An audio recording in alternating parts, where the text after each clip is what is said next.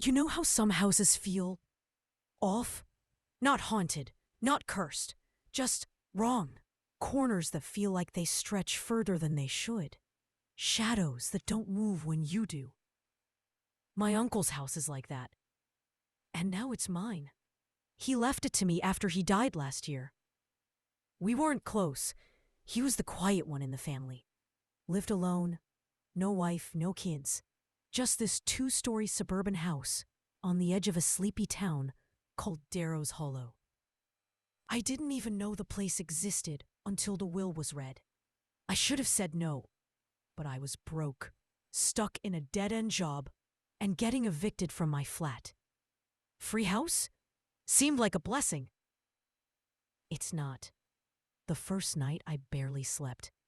Not because of ghosts or creaking floorboards. It was the quiet, the unnatural deep belly kind. The kind of silence that hums louder than noise. Even the fridge didn't make a sound. I tried laughing it off, told myself I was just not used to the calm. Big city life had conditioned me to chaos, but then the small things started happening. The milk, the bread. The locked back door I never opened found ajar. At first, I thought I was slipping, forgetful, sleep-deprived. Maybe I left it open? Maybe I had more milk than I remembered? But I know my habits. I know my kitchen. And I don't leave bread slices missing with 0 crumbs anywhere. So I installed a camera. Just my old phone, mounted above the fridge. Overnight recording, plugged in. The next morning, I checked it. Footage stops at 2:13 a.m. No glitch, no alert. Battery's fine. It just cuts. That's when I bought proper motion detecting cams. 3 of them. Kitchen, hallway, basement door. 3 nights of peace.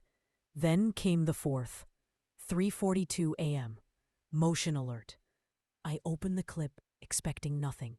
But I see the fridge door swing open. Alone. No person. Just the door. And then the milk bottle. Floats slightly. Tilts.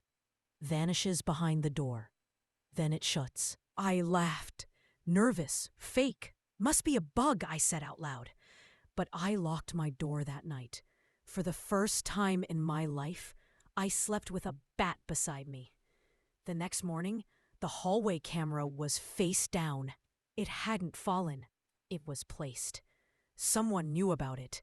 Someone had been inside. I called the police. Told them I suspected a break-in. They arrived. Searched everything. And then one officer tapped a wall behind the pantry. It echoed. Behind the lowest shelf was a loose panel. A crawlspace, skinny-sized. It ran behind the kitchen wall and ended in a sealed basement closet. Inside, thin mattress, empty food packets, and an old Polaroid of me, sleeping. I haven't been able to sleep since. Not really. I moved into the guest room and locked every door between me and the pantry. But here's the thing. Last night, the guest room light turned off at exactly 2:13 a.m. And I wasn't near the switch. Look, I don't know what this house is yet. I don't know if it's haunted or if someone's still living in the walls. But I do know I'm not imagining this. And if you've ever lived somewhere that felt wrong, like really wrong, leave a comment. I need to know I'm not alone in this. And if you're into slow burn horror, subscribe now. This isn't over. Not even close. Tomorrow, I'm checking the basement. All of it.